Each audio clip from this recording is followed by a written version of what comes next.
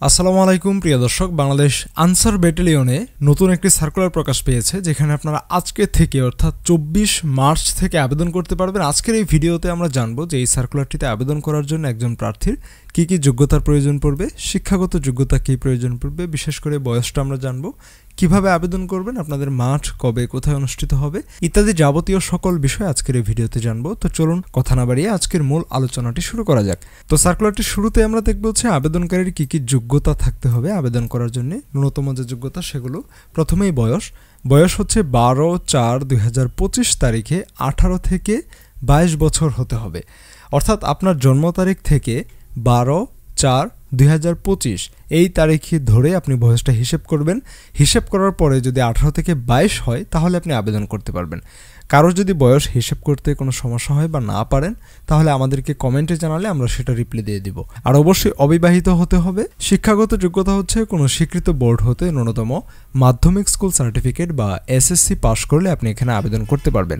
অর্থাৎ এসএসসি পাশে 18 থেকে 22 বছর বয়সী অবিবাহিত প্রার্থীরা আবেদন করতে পারবেন। এরপরে শারীরিক যোগ্যতা। আচ্ছা, আরেকটা বিষয়, এখানে জিপিএর কথা কিন্তু কোনো কিছু উল্লেখ নেই। আপনারা শুধুমাত্র এসএসসি পাস করা যারা আছেন তারা আবেদনে ট্রাই করবেন। আমার মনে হয় যে কোনো ধরনের জিপিএ নিয়ে এখানে আবেদনটা করা যাবে আর কি। এরপরে হচ্ছে শারীরিক যোগ্যতা। সাধারণ অন্যান্য প্রার্থীদের ক্ষেত্রে উচ্চতা হচ্ছে 5 ফিট 6, আর যারা ক্ষুদ্র নৃগোষ্ঠী বা উপজাতি রয়েছেন তাদের ক্ষেত্রে উচ্চতা 5 ফিট 4।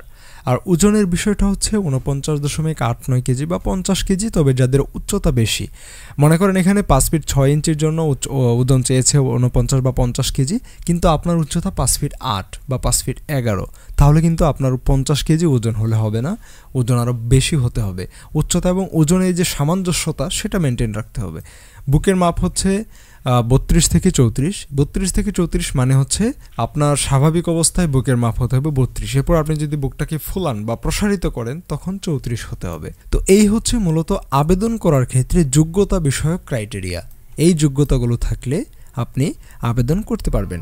এখন কারা কারা অগ্রাধিকার পাবেন? সো অনেকে আবেদন করতে পারবেন। অগ্রাধিকার তারাই পাবেন যাদের তালিকাভুক্ত আনসার ভিডিপি সদস্য ও ক্রীড়াক্ষেত্রে অসামান্য কৃতিত্বের অধিকারী প্রার্থীদেরকে অগ্রাধিকার দেওয়া হবে। আনসার বিডিপি সদস্য যারা রয়েছেন তাদেরকে অগ্রাধিকার দেওয়া হবে। খেলাধুলার ক্ষেত্রে যারা পারদর্শী তাদেরকে অগ্রাধিকার দেওয়া হবে। সকল জেলা হতে সিপাহী পদে পুরুষ প্রার্থীগণ আবেদন করতে পারবেন। আসন সংখ্যা কিন্তু সীমিত, অর্থাৎ এটা সিপাহী পদের একটি সার্কুলার। এখানে সকল জেলা থেকে শুধুমাত্র পুরুষ প্রার্থীরা আবেদন করতে পারবেন। অনলাইনে আবেদন করার নিয়ম। অনলাইনে আপনাকে যে আবেদনটা করবেন আনসার ব্যাটালিয়নের সিপাহী পদের জন্য আবেদন, এটা আপনি আনসার বিডিপির ওয়েবসাইটে গেলেই পাবেন। সেই ওয়েবসাইটের লিঙ্ক আমি ভিডিও ডিসক্রিপশনে দিয়ে দিব।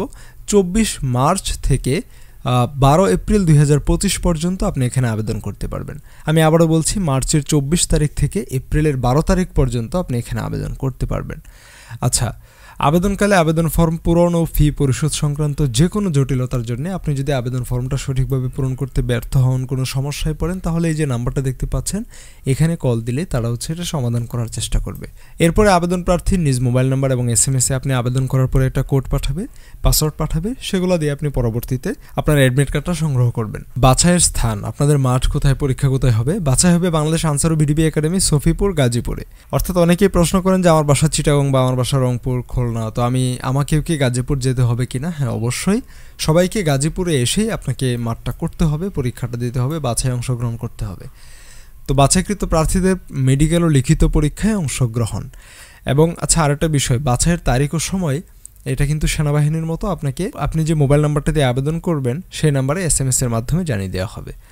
আচ্ছা, প্রার্থীর মেডিকেল ও লিখিত পরীক্ষা। এখানে আপনার মেডিকেলে অনেকগুলো টেস্ট নেওয়া হবে। ব্লাড সুগার, তারপরে হচ্ছে আপনার HbS, AG, NTHCV, serum, dope test, blood sugar, অর্থাৎ এই যে বিষয়গুলো রয়েছে মেডিকেলে আপনাকে এই বিষয়গুলোর পরীক্ষার সম্মুখীন হতে হবে। আচ্ছা, প্রশিক্ষণের স্থান এবং মেয়াদ। আপনারা যারা চাকরিতে টিকে যাবেন তাদের প্রশিক্ষণটা হবে হচ্ছে গাজীপুরে। প্রশিক্ষণ হবে 6 মাস। প্রশিক্ষণকালীন আপনাকে থাকা খাওয়া সহ ব্যবস্থা তারা করবে, যে ভাতাদির হচ্ছে ব্যবস্থা রয়েছে সেটা তারা দেবে। এবং নিয়োগ ও চাকরির সুবিধা, চাকরি হচ্ছে গ্রেড 17 অনুসারে আপনাদেরকে বেতন ভাতা প্রদান করবে 9,000 থেকে 21,800, এটা হচ্ছে আপনাদের মূল ভাতা। পাশাপাশি অন্যান্য যে সকল ভাতাদি রয়েছে সরকারি চাকরির নিয়ম অনুসারে গ্রেড 17 অনুসারে সেগুলো আপনাকে দেওয়া হবে।